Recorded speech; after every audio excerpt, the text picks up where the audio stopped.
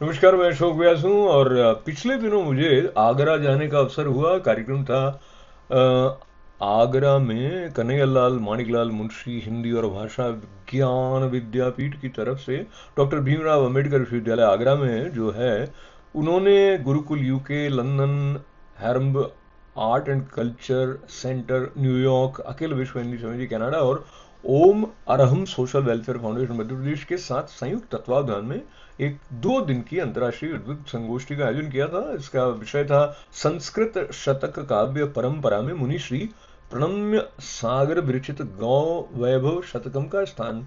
तो बहुत महत्वपूर्ण चर्चाएं हुई। उनमें से डॉक्टर रेखा सिंह जी का जो संबोधन था, जिसमें उन्होंने गाय माता की जो स्थिति है, किस तरह की चुनौतियां हैं, किस तरह का एक पावन और सांस्कृतिक महत्व गाय का है, उसके बारे में बहुत सुंदर सटीक बातें बताई थी। उसका थोड़ा सा अंश मैं आप तक पहुंचा रहा हूं हैरम्ब स्टूडियो के इस प्रस्तुति में।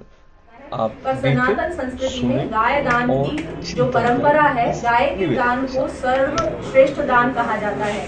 और जिस संस्कृति से, जिस सनातन हिंदू संस्कृति से हमारा संबंध है, उसमें गोदान आपके भवसागर से तरण का भी एक जरिया है। आप जानते होंगे, जब किसी की मृत्यु बहुत सौकर्य से नहीं हो रही होती है तो कहते हैं अब इनको अगर मुक्ति चाहिए तो गोदान करें। तो गोदान का विशेष महत्व है।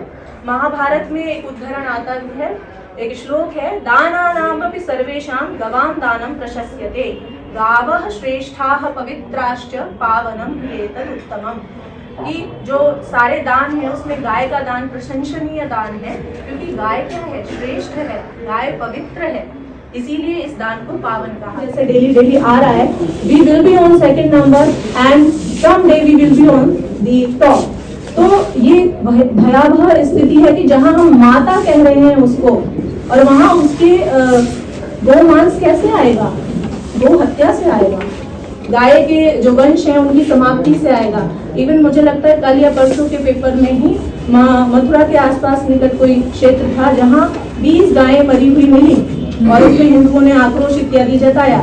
राज्य सरकार इसके लिए काफी प्रतिबद्ध है। राज्य सरकार ने लगभग इस समय यूपी में 7,000 से अधिक गो आश्रय स्थल हैं और लगभग 12 लाख से अधिक गायों को संरक्षण दिया जा रहा है। 1.59 करोड़ जो है लंपी स्किन डिसीज जो रोग होता है गाय का, उसके टीकाकरण में भी खर्च किया गया है। योगी सरकार इसके लिए प्रतिबद्ध है। लेकिन क्या केवल सरकार की प्रतिबद्धता से सब कुछ होगा? क्या हम उसके महत्व को नहीं समझेंगे तो सरकार कानून बनाती रहे, उससे कुछ हो जाएगा? नहीं होगा। हमारी जागरूकता, हमारी प्रतिबद्धता, हमारा दृढ़ संकल्प उसमें महती भूमिका निभाएगा। और इवन जो वित्तीय वर्ष है 2023-24, उसमें जो गाय है उनके लिए टेम्पररी शेल्टर्स, जो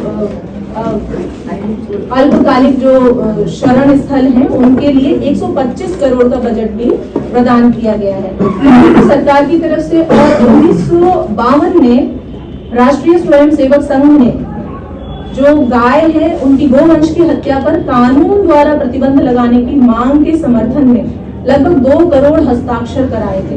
और 1954 में एक विराट गोरक्षा सम्मेलन हुआ था प्रयागराज में। उसमें लाला हरदेव सहाय थे जिन्होंने अपनी पगड़ी उतार दी। और आप जानते हैं भारत में पगड़ी उतारने का क्या अर्थ है।